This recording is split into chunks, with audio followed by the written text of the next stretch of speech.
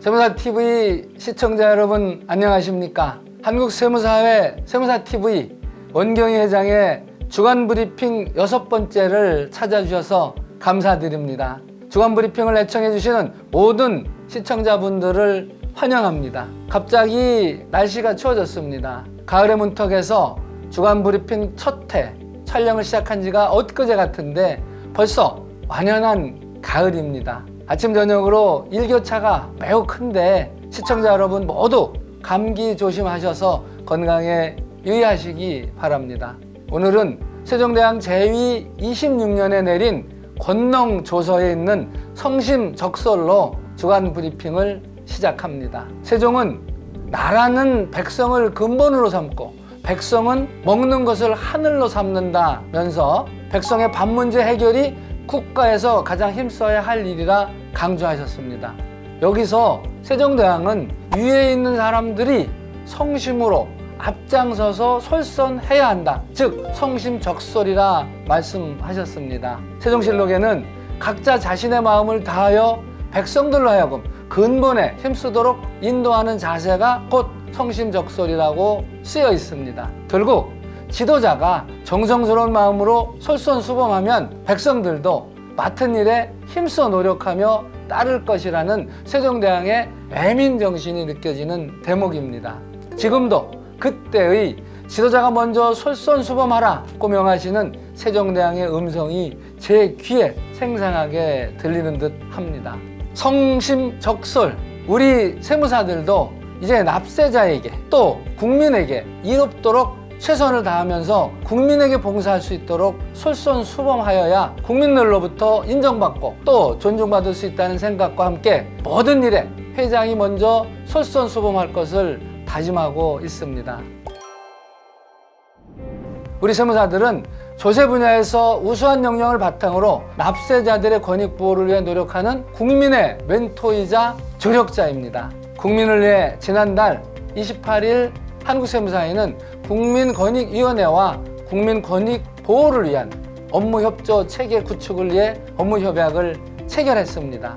업무협약식에서 양 단체 간 세무 분야 전문 세무상담 활동과 세정, 세법 분야에 대해 활발한 정보교류를 하기로 했습니다. 또 한국세무사회는 개인유사법인에 대한 초과유보소득 과세제도 도입의 부당성을 제시하면서 이를 철회하도록 정부에 꾸준히 건의하였습니다. 정부는 2021년도 세법령 개정안을 통해 개인유사법인의 초과유보소득 과세제도를 신설하려고 했는데 해당 제도는 기업의 성장과 자율성을 침해하고 재무구조 악화 및 세금 부담을 가중시키는 것입니다. 제도 개선에 대한 한국세무사회, 중소기업 중앙회와 관련 학자들과 전문가들의 노력이 받아들여져 정부는 이자나 배당, 부동산 임대 등 수동적 소득이 주업인 법인에게만 과세하겠다는 시행령 개정안을 공개했습니다. 매우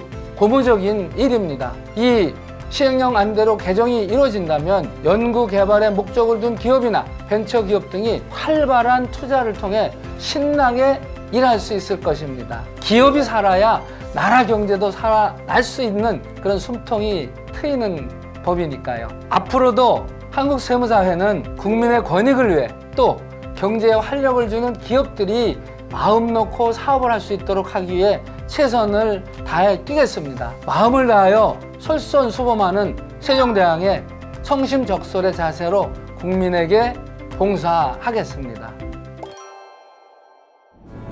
가정이 행복하려면 우리는 어떻게 해야 할까요? 예측 가능한 상태에서 온 가족이 서로 배려하면서 사랑할 수 있어야 하지 않을까요? 가정에서도 끝까지 성심적설의 마음으로 가족과 함께 할 때 존경을 받을 수 있겠습니다. 우리는 언젠가 죽음을 통하여 가족들을 떠납니다. 이때도 남은 가족들이 서로 화목하고 행복하게 살아야 하는데 상속재산 문제로 그렇지 않은 경우도 많이 보아왔습니다. 그 중심에는 유언이라고 하는 것도 큰 비중을 차지하는데 오늘은 어떻게 하면 사후에 적법한 유언으로 인정받을 수 있는가에 대하여 한번 살펴보고 상속재산에서 공제받아 세금을 줄일 수 있는 것들이 무엇인지 알아보겠습니다. 지난 10월 25일 고인이 되신 이건희 삼성회장은 유언장을 남겼을까요? 유언장을 썼으면 내용에 문제는 없을까 하는 생각을 하시는 분들이 계시다고 들었습니다. 우리가 언젠가는 맞이해야 할 죽음, 그리고 가족과의 이별, 어떻게 화목한 후손들을 만들 수 있을까 하는 것이 유언장을 만드는 이유가 될 것입니다. 그러면 유언장은 어떻게 써야 효력이 있는 것일까요? 저도 궁금하였습니다. 그래서 알아봤습니다. 유언장을 둘러싼 분쟁이 급증하고 있다고 합니다. 신격호 롯데 명예회장이 남긴 유언장에 주소를 쓰지 않았다고 전해지는데 이에 대한 법적 효력을 놓고 형제가 다투고 있는 것으로 알려졌습니다. 또 다른 재벌들과 정치가들의 후손들은 유언장의 신빙성을 둘러싸고 형제들이 소송 중인가 하면 유언장의 검인기간이 법적 시한을 넘겨 법정 다툼을 하고 있습니다. 전문가의 도움 없이 임의로 유언장을 작성하게 되면 본인의 뜻과 다르게 상속 재산이 분배되거나 유족들 간의 끊임없는 갈등으로 이어질 수 있습니다. 그러면 누가, 언제, 어떻게 유언장을 써야 하는지 이제부터 알아보기로 하겠습니다. 유언에는 글로 쓰는 자필 유언장과 공중 유언과 소리로 전하는 녹음 유언이 있습니다. 자필 유언장은 본인이 꼭 처음부터 끝까지 5가지 모든 내용을 자필로 써야 하며 다른 사람이 대신 써주거나 컴퓨터에 한 글자로 작성하면 법적 효력이 없습니다. 녹음 유언에도 증인에 대한 내용 등 꼭 담겨야 할 것이 있습니다. 유언장에 꼭 적어야 할 5가지 필수 요소, 즉 이름, 주소, 유언 내용, 작성일, 도장 날인이 있습니다. 첫째, 자기 이름을 꼭 써야 합니다. 옆에는 생년월일을 적는데 이 생년월일은 안 써도 된다고 합니다. 둘째, 주소는 집원과 동호수까지 상세히 적어야 효력이 발생되는 것입니다. 집원을 적지 않고 읍면동까지만 적으면 안 됩니다. 대법원은 2014년 10월 주소를 암사동에서 라고만 쓴 자필 유언장에 대하여 다른 장소와 구별되는 생활 근거지를 명확히 밝히지 않았으므로 효력이 없다고 판시했습니다. 셋째, 유언 내용은 상세하고 명확하게 기재하여야 나중에 분쟁을 없앨 수 있습니다. 또 넷째, 작성일은 연, 월, 일 모두 기재하여야 합니다. 연과 월만 적는다거나 계절을 적으면 효력이 없게 되는 것이지요. 다섯째, 날인은 반드시 도장으로 하여야 하는데 도장이 없으면 지장도 가능합니다. 그러나 도장이나 지장 대신 자필 서명은 유효하지 않습니다. 자필 유언은 증인이 필요하지 않고 종이와 펜 그리고 도장과 인주만 있으면 쉽게 만들 수 있으나 유언장대로 유언을 집행하기 위해서는 이후 상속인 등이 가정법원에서 검인 절차를 꼭 거쳐야 합니다. 검인 절차란 법원이 직접 유언장이 작성된 방식과 모습 등을 조사하고 유언장의 법적 효력을 공식적으로 인정할 수 있는지 확인하는 절차로서 이 검인 기간이 법적 시한을 넘기면 법정 다툼을 하게 되는 경우가 종종 있으므로 꼭 유념해야 합니다. 공중유언도 많이 쓰입니다. 증인 2명과 함께 유언자가 공중사무소에서 유언을 하면 공증인이 그 내용을 유언으로 받아 적는 것입니다. 유언자가 건강상 병원에서 움직일 수 없는 경우에는 공증인이 직접 병원으로 출장하여 업무를 보기도 합니다. 이때 가장 신경 써야 할 부분이 증인입니다. 반드시 2명 이상의 증인이 있어야 하고 상속인이거나 유언 내용에 이해관계로 문제가 있는 사람은 증인이 될 수 없으므로 이런 사람이 증인으로 참여하면 그 유언은 당연히 무효가 되는 것입니다. 유언장은 가급적 정신이 맑을 때 미리 작성해 공증을 받는 것이 좋습니다. 공증을 받는 과정에서 유언장의 기본 요건을 확인할 수 있기 때문입니다. 공증 비용은 재산 총액에 따라 22,000원에서 300만 원 정도로 책정되어 있는 게 일반적입니다. 녹음 유언은 주로 유언자의 건강이 갑자기 나빠질 때나 사망이 임박했을 때 쓰이는 방법이며 녹음 유언을 할 때는 유언자는 자기 이름과 날짜 등을 스스로 말해야 합니다. 예를 들어 나는 누구입니다. 오늘은 몇 년 몇 월 며칠입니다. 유언 내용에 대해 말하겠습니다.